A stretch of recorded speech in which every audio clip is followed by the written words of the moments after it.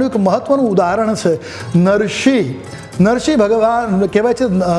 નરસિંહ મહેતા જે છે ને એ ભગવાન શિવની આરાધના કરી ભગવાન જ્યારે પ્રસન્ન થયા ત્યારે ભગવાને કહ્યું તું માગે આપું, ત્યારે કે ઈશ્વર મને તમને ગમતું હોય આપો, ત્યારે ભગવાને રાસના દર્શન કરાવ્યા.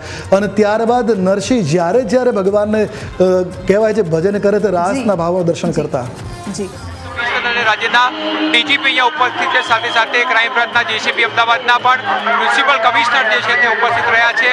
ટેબ્લોનું પ્રસ્થાન જે છે તે હવે કરાવવામાં આવી રહ્યું છે. જોઈ શકાય છે કે વિવિધ ઝાંખીઓ ધરાવતા 101 ટ્રક જે છે ટેબ્લો તૈયાર કરવામાં આવ્યા છે. ખાસ કરીને વિવિધ થીમ ઉપર અને એક સંદેશો પહોંચાડવા માટે આ પ્રકારની ટેબ્લો તૈયાર કરવામાં આવતા હોય છે. જોઈ શકાય છે કે સર્વ રાષ્ટ્ર પ્રથમ જે આ ટેબ્લો જે છે તૈયાર કરવામાં આવ્યો છે. સાથે સાથે ઓપરેશન સિંદૂરની ઝાંખી પણ આની અંદર જોવા મળી રહી છે. વિવિધ ટ્રકો જે છે તે બ્રહ્મોસ મિસાઇલની તર્જ ઉપર તૈયાર કરવામાં આવ્યા છે. વિવિધ થીમ ઉપર આ ટ્રક જે છે તે તૈયાર કરવામાં આવ્યા છે. હાલ તેનું પ્રસ્થાન જે છે તે હવે ધીમે ધીમે કરાવવામાં આવી રહ્યું છે. એટલે ટૂંક સમયમાં આ ટ્રકો જે છે તે હવે ધીરે ધીરે હવે અહીંયાથી સરસપુર જવા માટે પ્રસ્થાન કરી રહ્યા છે. વિવિધ લોકો જે છે તે જોડાયા છે. ખાસ કરીને પ્રસાદનું પણ અહીંયા ખૂબ મહત્વ હોય છે. લોકો ટેબ્લોમાંથી આપવામાં આવતા પ્રસાદને પણ ગ્રહણ કરવા માટે આવતા હોય છે.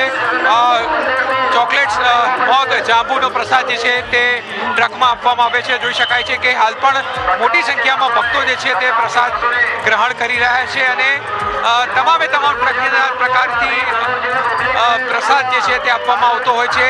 એવું કહેવાય છે કે મગ ચલાવે પગ, અને જ્યારે 16 કિલોમીટર ભગવાનની જગન્નાથની રથયાત્રા હોય ત્યારે મોટી સંખ્યામાં જ્યારે લોકો ચાલતા પણ હોય છે રથની સાથે સાથે.